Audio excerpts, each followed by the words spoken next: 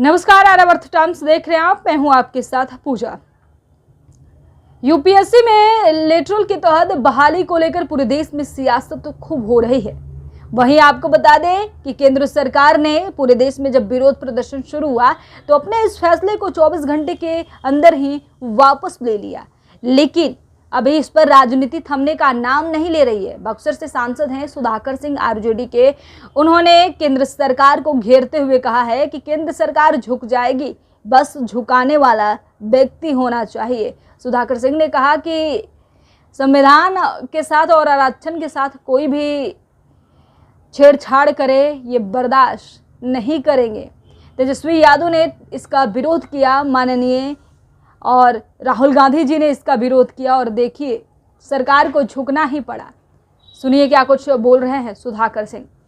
Lateral entry के जरिए देश में सरकार में बैठे हुए भारतीय जनता पार्टी के सत्ताधीश श्री नरेंद्र मोदी के द्वारा अपने मातृ संगठन राष्ट्रीय स्वयंसेवक संघ के ऋण को उतारने के लिए लगातार वैसे लोगों को सरकार के ज्वाइंट सेक्रेटरी, डायरेक्टर और डिप्टी डायरेक्टर के पद पर जो जहां आईएएस अधिकारी बैठते थे, जो यूपीएससी के जरिए सेलेक्ट होकर आते थे, उन जगहों पर डायरेक्ट नियुक्ति की जा रही थी वर्षों से।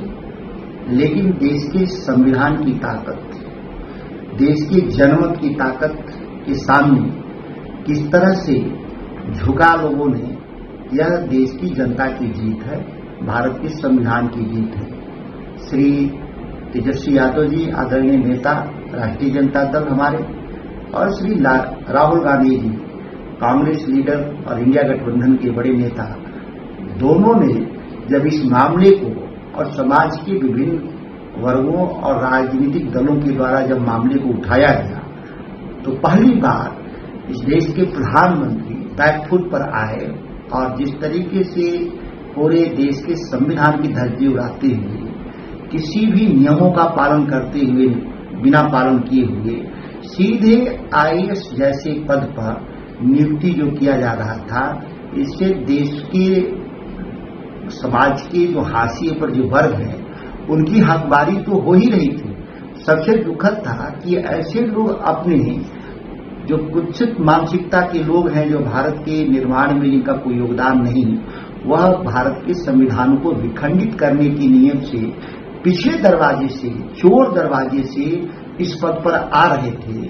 और शिक्षा के क्षेत्र में, संस्कृति के क्षेत्र में और इस तरह के विषयों क्षेत्र में आकर के राष्ट्रीय स्वयंसेवक की नीतियों को लागू करने का काफी प्रयास इन लोगों ने किया है और बहुत बदलाव भी लाया है। मुझे उम्मीद है इंडिया गठबंधन के लोग, हम लोग जब सत्ता में आएंगे, ऐसे सभी लोगों को चिन्हित करके, जो लेटरल एंट्री के जरिए आए लोग हैं, जो अवैध तरीके से सरकार के नौकरियों में घुसे हैं, ऐसे चिन्हित करके लोगों को नौकरी से बाहर कर दिया जाएगा और देश में संविधान। सुधाकर सिंह ने आगे लिखा है सोशल मीडिया पर कि बधाई हो, एक बार फिर संविधान और सामाजिक न्याय की जीत हुई है। मोदी सरकार को अपने लेटरल एंट्री के फैसले को वापस लेना पड़ा है। 7 अगस्त 2024 को सरकार ने लेटरल एंट्री से संबंधित एक विज्ञापन जारी किया है। विज्ञापन जारी होने के तुरंत बाद विपक्ष के नेता तेजस्वी यादव ने सरकार को एक महत्वपूर्ण चेतावनी दी। उन्होंने स्पष्ट किया कि आरक्षण के नियमों की अनदेखी किसी भी हालत में बर्दाश्त नहीं की जाएगी। राहुल गांधी जी ने इस फैसले का विरोध किया और लगभग 2 सप्ताह बाद 20 अगस्त 2024 को सरकार ने अपना फैसला वापस ले लिया। यह घटनाक्रम एक बार फिर साबित किया है कि जनता की आवाज़ और संवैधानिक मूल्यों के सामने सरकार को झुकना ही पड़ता है, बस सरकार को झुकाने वाला चाहिए।